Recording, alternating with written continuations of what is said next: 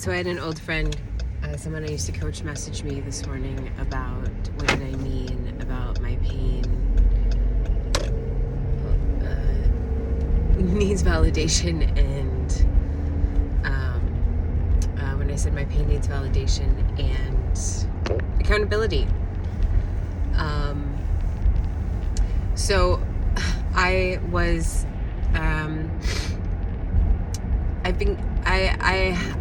I have begun, and I was doing this, but I started back up, kind of sitting down with parts of myself, and I sat down with a part of myself and just, what's your name? And her name was Pain. And I know maybe this sounds a little bit schizophrenic, but being able to observe yourself, being able to, being self-aware and being able to observe yourself objectively without judgment and without, calling things to account, like just being able to observe, right? And not criticize, observe.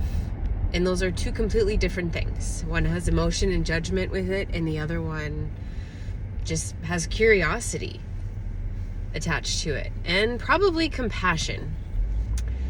So when we get curious about ourselves and, start to objectively look at ourselves, and this is what we get to do with our prefrontal cortex, and this is what we get to do when we learn critical thinking and, all of these super fun things that as you get older and as you have more life and as you have more time to reflect on and learn lessons from people that didn't know that they were your teachers.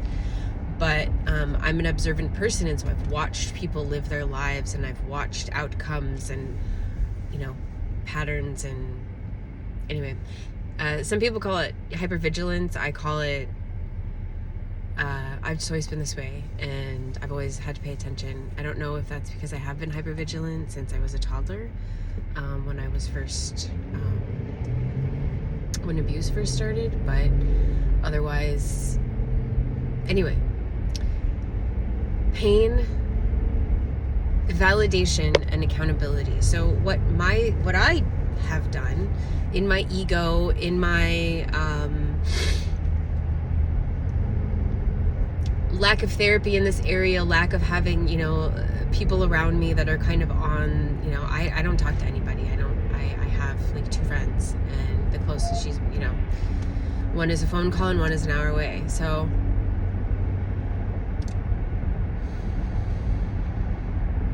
and I've always written, and I've always journaled, and I've always kind of parented myself and talked to myself in a big sister way, because growing up,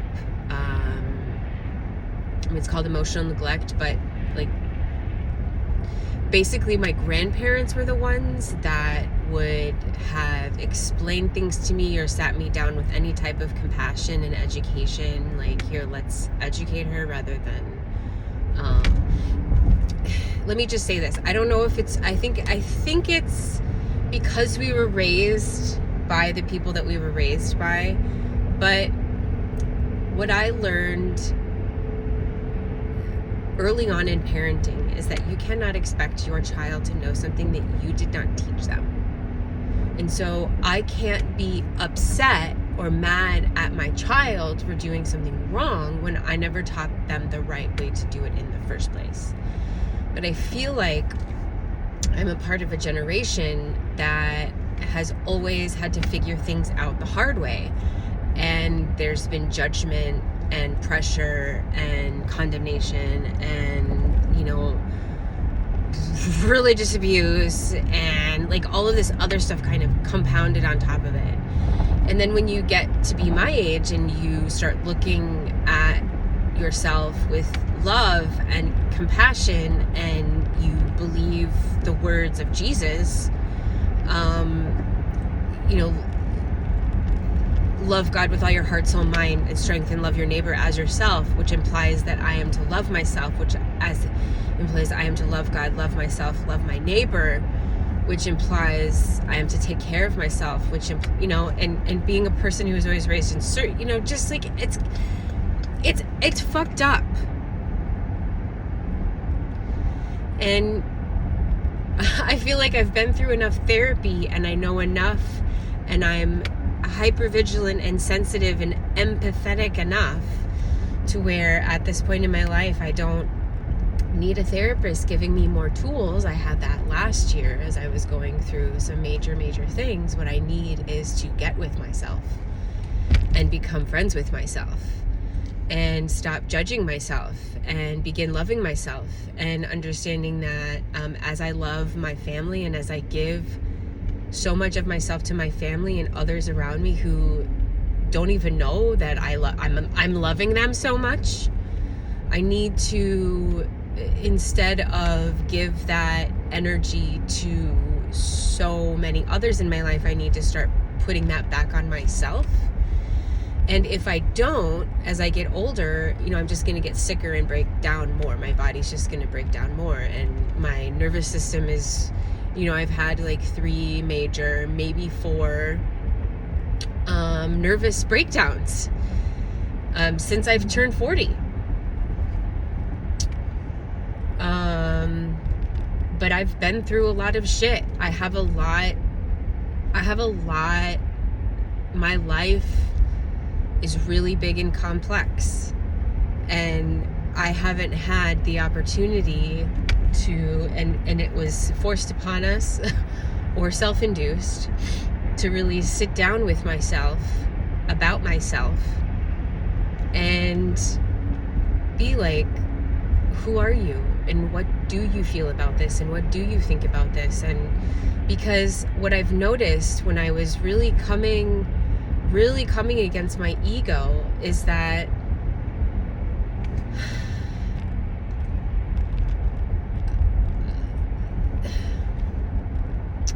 there's that still, small, peaceful, rested, discerning,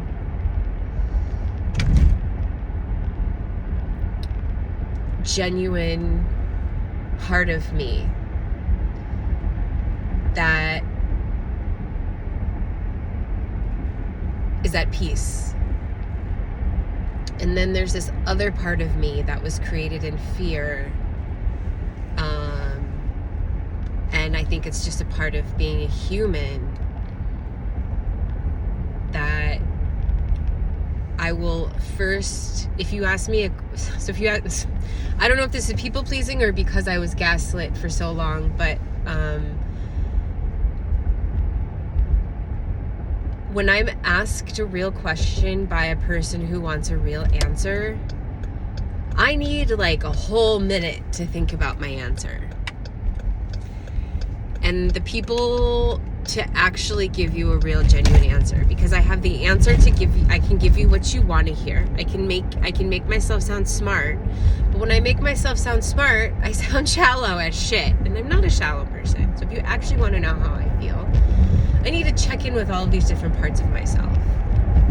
When I've noticed, when I've been talking to my husband, because we've been getting a lot closer as we've been going through hell together the last couple of years, is that until someone asks you a pointed question about how you feel about something and what you think about something, you're just going along with whatever bias is within you.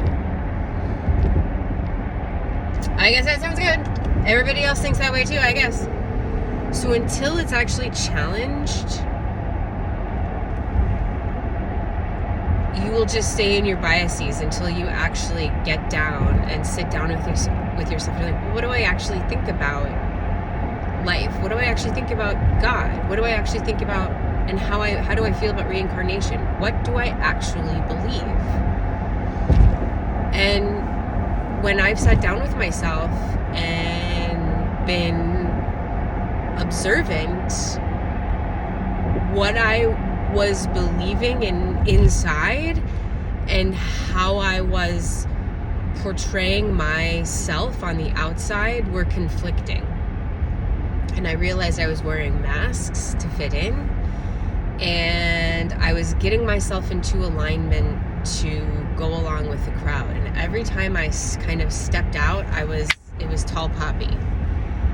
And I silently removed myself from those spaces. But it subtracted. There was a lot of wounds. And as these wounds were there, I was still going through my daily life of being Nathan's wife and being Brenna's mom and having two other, I was still, and having a special needs child that has, had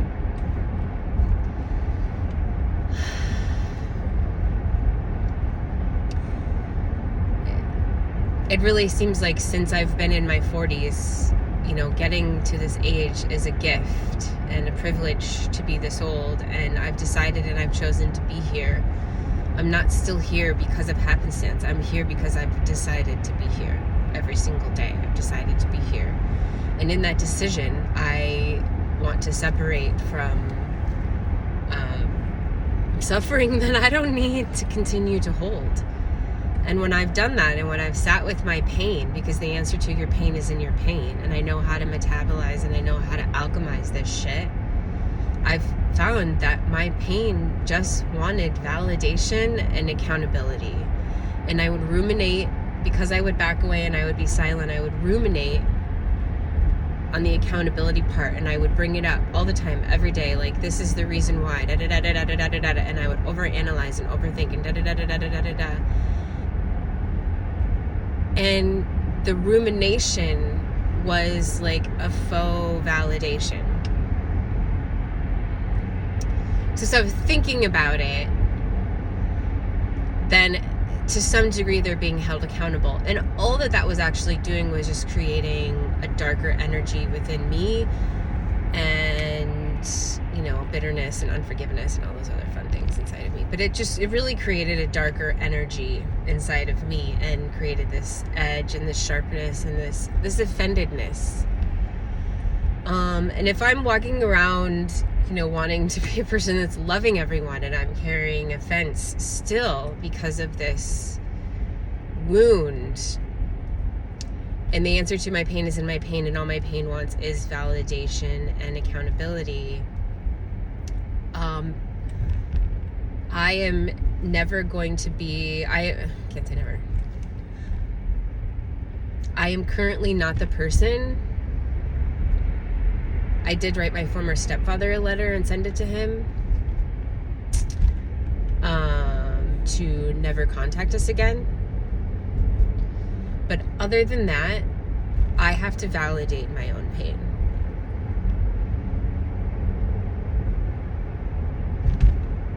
If I want to stop carrying it and I want the wound to become a scar, I'm the one that has to validate it. And I used to be the type of a person that needed God to validate it.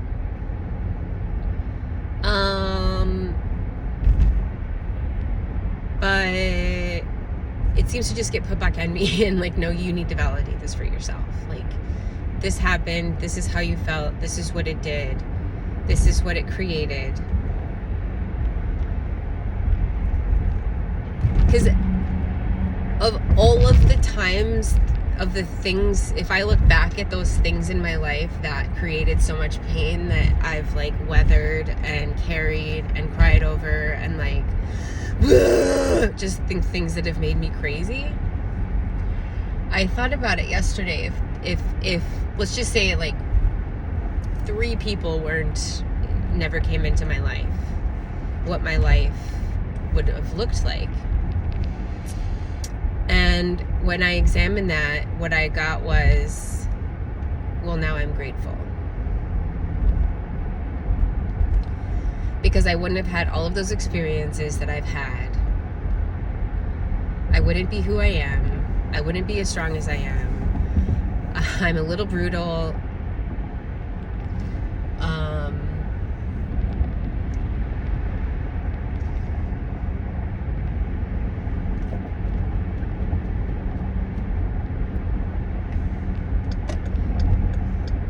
But when I used to say I wish that person was never in my life, to now I'm grateful that that person was in my life because it made me who I am.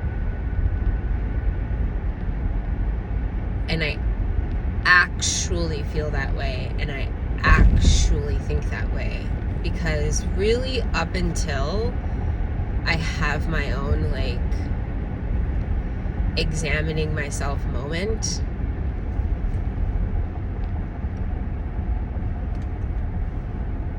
I'm just saying what I think needs to be said to myself.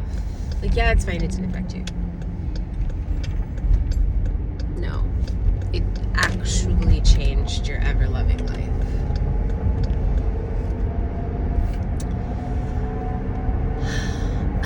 So, the answer to your pain is in your pain. Personally, my pain just wants validation and accountability.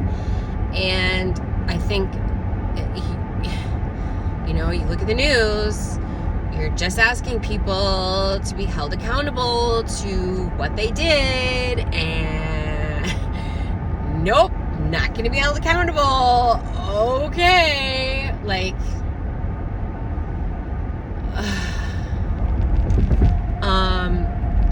so you have to validate it for yourself. This happened to me. This is part of my story.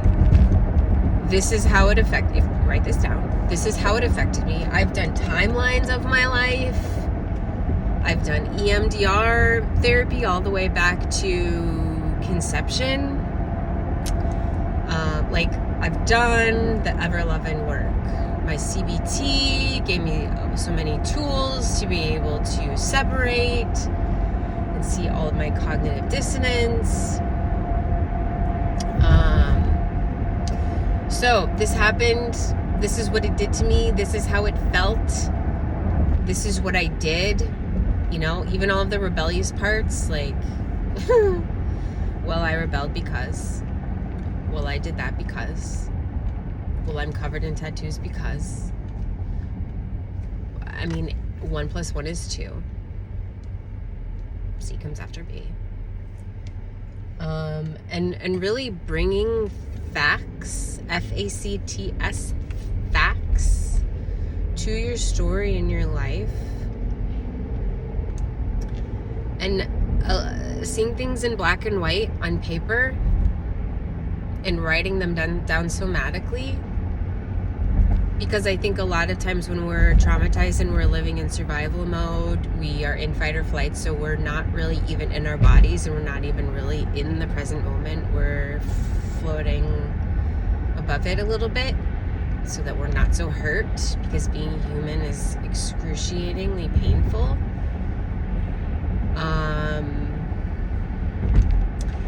And then when you come back in and you validate that and you bring facts to your life and your story, and you validate that,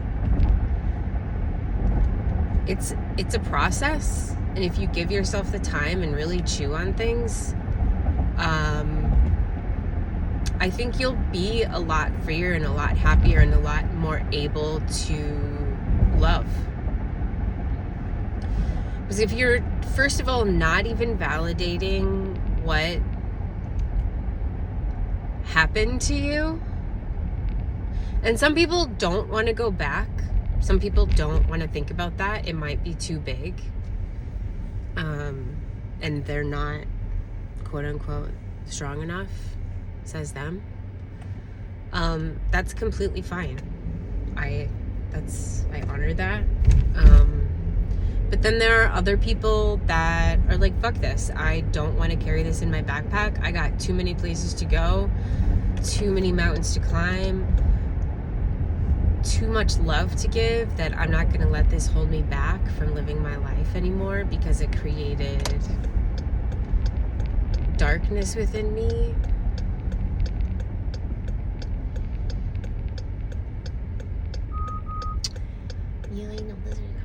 Thank you for coming to my podcast. I don't have a podcast anymore, because I work full time now. Thank you for coming to me with me on my commute to my parking garage so I can walk into work. And please ask more questions. I love to answer questions. I love interaction. I just kind of, you know, when we live in survival mode, we're in survival mode. And I kind of hold on for dear life, you know? So, validation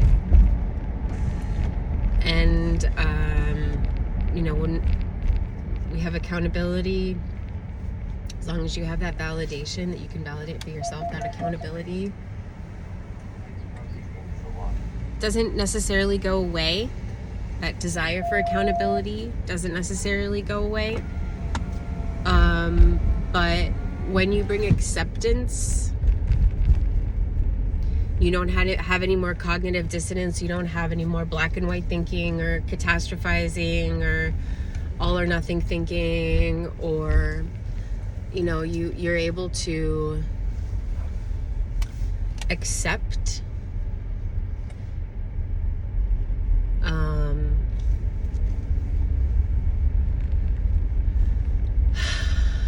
and let it go. And like your mind, you know, like my mind will sometimes ping me with things. I'm like, no. We've worked through this, lovey. We've already done this. We've already done this. So, okay, I'm gonna park.